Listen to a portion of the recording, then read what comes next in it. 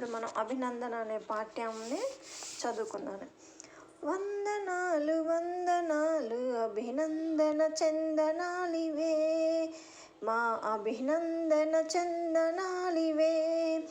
శ్రమదాచని హాలికులకు తలవంచని సైనికులకు, శ్రమదాచని హాలికులకు తలవంచని సైనికులకు, భరతమాత పురోగతికి ప్రాతిపదికలగు ఘనులకు వందనాలు వందనాలు అభినందన చందనాలివే, మా అభినందన చందనాలివే.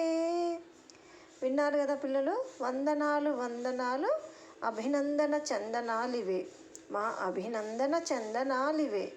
శ్రమదాచని హాలికులకు తలవంచని సైనికులకు, భరతమాత పురోగతికి ప్రాతిపదికలగు ఘనులకు.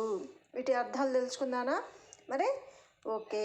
వందనాలు అంటే నమస్కారాలు, అభినందన అంటే పొగడ్త, చందనము అంటే మంచి గంధం, హాలికులు అంటే రైతులు, తలవంచని ఓటమి తెలియని, పురోగతి అంటే అభివృద్ధి, ప్రాతిపదిక అంటే మూలము, మాత అంటే తల్లి, ఘనులు అంటే గొప్పవారు.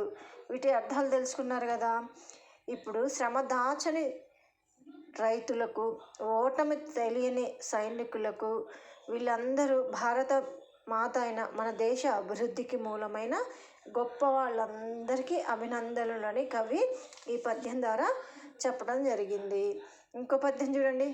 పుడమి తల్లి పులకింపగా రుధిరం స్వేదంబు కాగా, పుడమి తల్లి పులకింపగా రుధిరము స్వేదంబు కాగా, పసిడిని పండించినట్టి ప్రగతి మార్గదర్శకులకు వందనాలు వందనాలు అభినందన చందనాలివే, మా అభినందన చందనాలివే.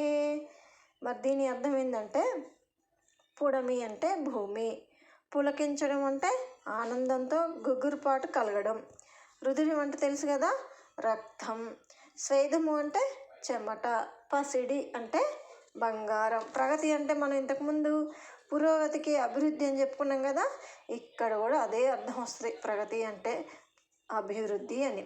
మార్గదర్శకులు అంటే దారి చూపేవారు, దారిని తెలుసుకునేవారు అని అర్థం. అంటే భరతమాతను ఆనందించేలా రక్తాన్ని చెమటగా చిందించేవారు. ఏం చేస్తారు? బంగారం లాంటి పంటలను పండిస్తూ అభివృద్ధి దారిని చూపేవారైన రైతులకు నా శిరస్సు వంచి నమస్కారాలు చెప్తున్నా అని అంటున్నాడు.